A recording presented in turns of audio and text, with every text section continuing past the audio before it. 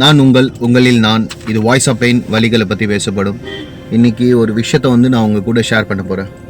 எல்லாருக்கும் சுதந்திர தின நல்வாழ்த்துக்கள். அதுக்கு முன்னாடி என்னுடைய சேனலை சப்ஸ்கிரைப் பண்ணுங்கங்க, பெல் பட்டனை அழுத்திக்கோங்க. நான் சொல்கிற விஷயம் உங்களுக்கு டெய்லி பார்க்குறதுக்கும் உங்களுக்கும் எனக்கும் சரியான ஒரு இதுவாக இருக்கும். லைக் பண்ணுங்கள், ஷேர் பண்ணுங்கள், கமெண்ட் பண்ணுங்கள், மறக்காமல் சப்ஸ்கிரைப் பண்ணிவிட்டு பாருங்கள். This is voice of pain. நான் உங்களில் நான். சரி, டாபிக்குள்ளே போகலாம். இண்டிபெண்டன்ஸ் டே, நாட்டுக்கு சுதந்திரம் கிடைத்த நாள் ஆகஸ்ட் 15, 1947. இது பிரிட்டிஷ் அரசாங்கம் நாட்டுக்கு சுதந்திரத்தை கொடுத்துட்டு அவங்க வேலையை பார்த்துட்டு கிளம்பிட்டாங்க. இந்த நாட்டு உங்களுக்கு சொந்தமானது அப்படின்னு சொல்லிட்டு அவங்க கிளம்பிட்டாங்க. ஸ்கூல் படிக்கிறதுலேருந்து இப்போ வரைக்கும் நிறைய கேள்விகள், நிறைய விஷயங்கள் இருக்குது. அந்த விஷயத்த இன்னைக்கு ஒன்றா கொஞ்சமாக நம்ம பார்க்கலாம். முதல்ல இன்னைக்கு நான் ரொம்ப கோவர மாதிரி சில விஷயங்களை பார்த்தேன். கோபம் அப்படின்னு சொல்லலாம். ஆமாம், கோபம் தான் எல்லாருக்குமே. ஆனால் சில பேர் அதை தப்பாக பிஹேவ் பண்ணுறாங்க. ஃபர்ஸ்ட் ஆஃப் ஆல் முதல்ல ஒரு விஷயம் நல்லா ஞாபகம் வச்சுக்கோங்க. இந்த மீடியா இருக்குது தெரியுமா, நான் சோஷியல் மீடியா ப்ளஸ் இந்த நார்மல் மீடியா, எல்லா மீடியாஸுமே ஜேர்னலிசம் அப்படின்னு சொல்லுவாங்க.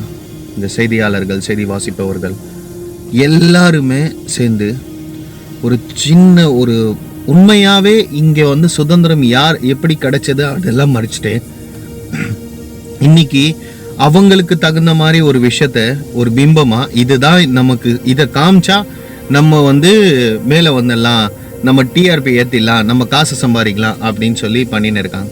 இது ரொம்ப தப்பான விஷயம்.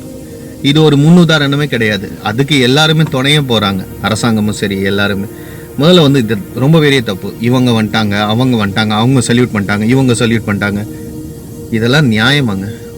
நான் சில பேருடைய பேரை படிக்கிறேன். இந்த பேரெல்லாம் எங்கேயாவது கேள்விப்பட்டிருக்கீங்களான்னு பார்த்து சொல்லுங்கள். மகாத்மா காந்தி நம்ம எல்லாருக்குமே தெரியும்.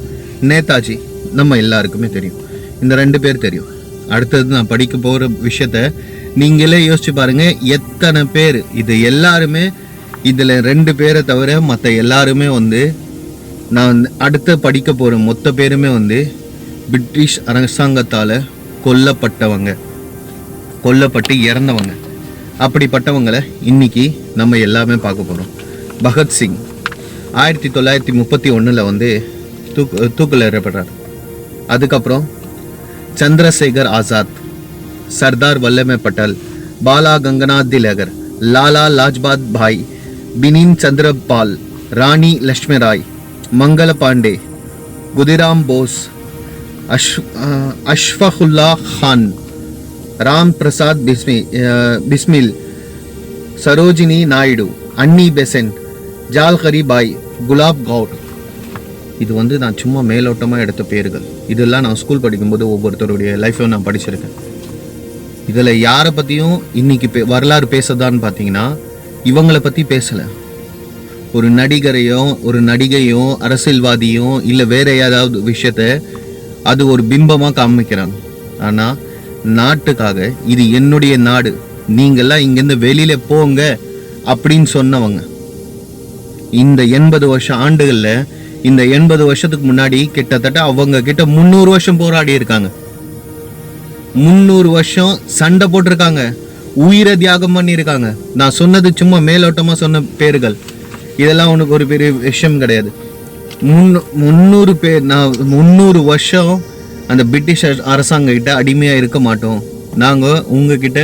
நாங்கள் ஏன் அடிமையாக இருக்கணும்? இது எங்கள் நாடு, எங்களுக்கு அது தகுந்த நாடு, நாங்கள் தான் இதை செய்வோம் அப்படின்னு சொல்லி இவங்க கூட சண்டை போட்டு உயிர் தியாகம் செஞ்சு குடும்பத்தை இழந்து, பெற்றோரை இழந்து, மொத்த பிரச்சனைகள், வாழ்க்கையை இழந்திருக்காங்க.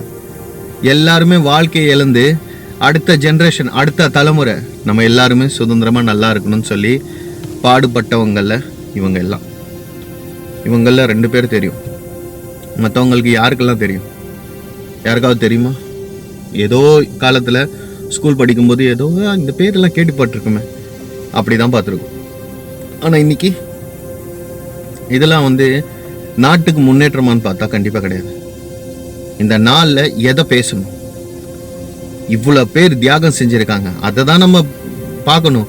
இத்தனை பேர் தியாகம் செஞ்சனால தான் நம்ம வந்து இன்னைக்கு ஒரு சுதந்திரமான ஒரு நம்ம ஜனநாயக நாட்டில் நம்ம சுதந்திரமாக இருக்கோம்.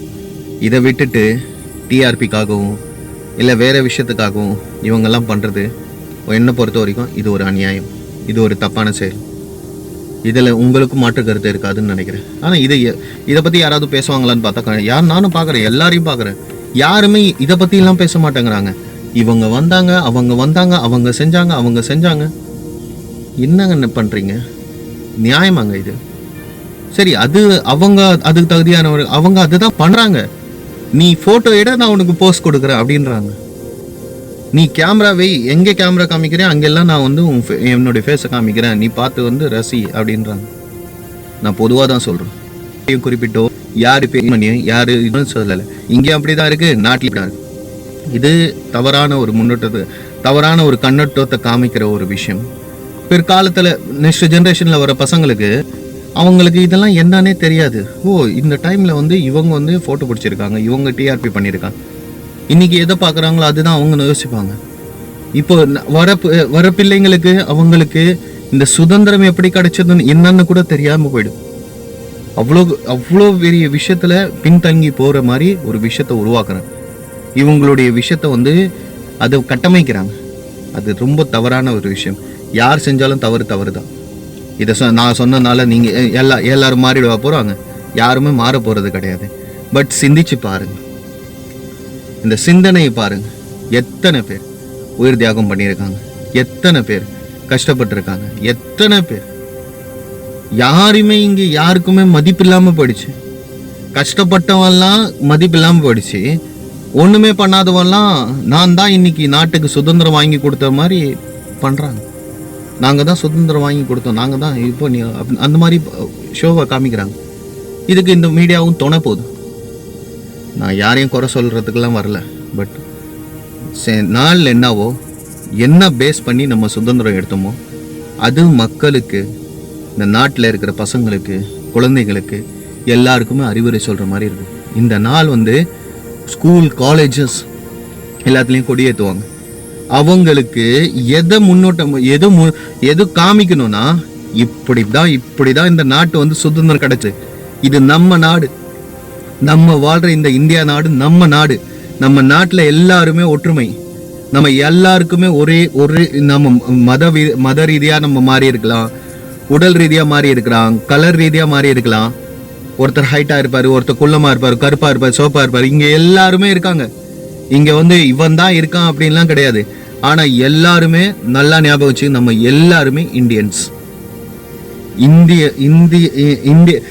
இந்தியாவில் பிறந்த மக்கள், நம்ம இந்தியாவில் வாழ்ந்த மக்கள். இது எங்களுடைய நாடு.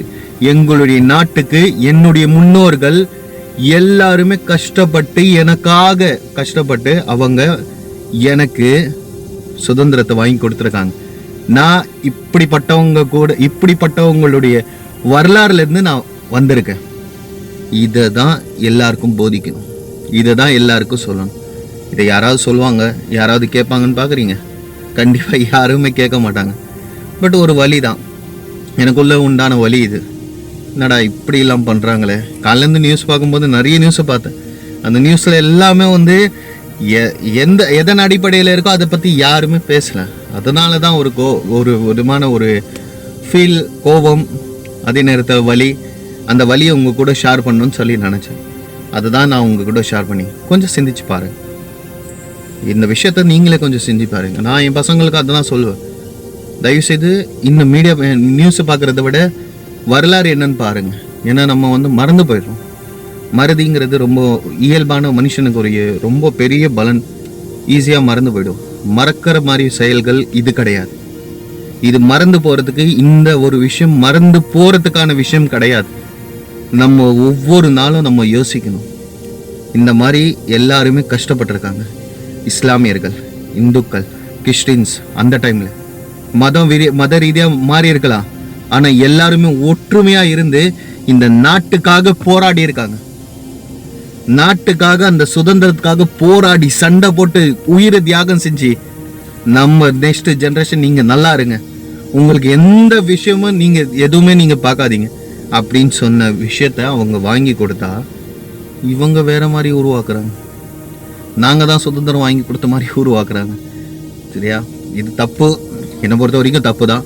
யார் தப்பு செஞ்சாலும் தப்பு தான். நான் தப்பு செஞ்சாலும் நீங்க தப்பு செஞ்சாலும் தப்பு தான். சரியா? தப்பு வந்து எதன் அடிப்படையில் இருக்கணும் அதை மட்டும் பாருங்க. இந்த வீடியோ உங்களுக்கு பிடிச்சிருந்துச்சுன்னா லைக் பண்ணுங்க, ஷேர் பண்ணுங்க, கமெண்ட் பண்ணுங்க, சப்ஸ்கிரைப் பண்ண மறக்காதீங்க. நான் உங்களில் நான். இது voice of pain. Thank you. Bye.